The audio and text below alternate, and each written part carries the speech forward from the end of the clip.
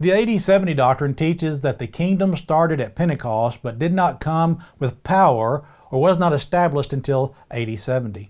Mark tells us that some of those standing in the presence of Christ would not die before the kingdom would come with power. Mark 9, verse number 1.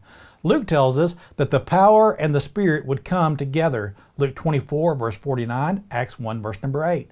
We learn that the power and the Spirit came at the day of Pentecost, Acts 2, verses 1 through 4, and that was when the kingdom/church was established with power.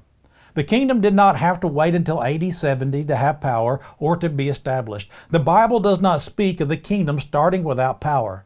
The Hebrew writer tells us that Jesus' new covenant was established on better promises. Hebrews 8, verse number 6.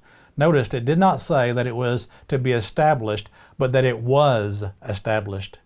You cannot find a biblical example where someone thought that the kingdom/church was lacking power or was not yet established. The church was established on the bedrock of Jesus Christ, Matthew 16, verse number 18.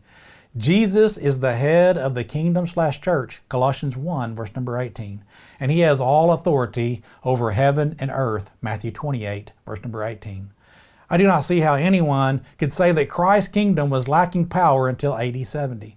Paul informs us that Jesus already had power and glory before AD-70. In 1 Corinthians 5, verse 4, Ephesians 1, verses 19 through 23, and 1 Peter 1, verses 20 through 21. Paul didn't view the church as lacking power or anticipating some sort of future power. Instead, he said that they had power now, Ephesians 3, verse number 20. Paul told the Colossians that God had delivered them out of darkness and had translated them into the kingdom of the Son of His love, Colossians 1, verse number 13. Now, the AD-70 advocates will say that the kingdom was incomplete at this time. But notice what Paul says about Christians who had been translated into the kingdom. Paul said, "You are complete in Him, who is the head of all principality and power," Colossians 2, verse 10. How could Paul say that these Christians were complete in the kingdom if the kingdom was not to be complete until AD-70? The reason Paul could say this is because the Bible does not teach what the AD-70 advocates want it to teach. Paul tells us that Jesus must reign until He comes again, 1 Corinthians 15, verses 23 to 25.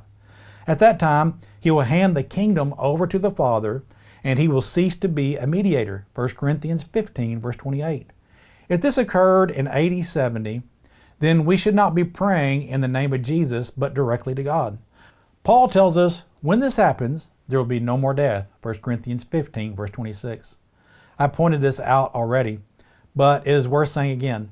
If this refers to physical death, then we should not be dying. If it refers to spiritual death, then we cannot sin.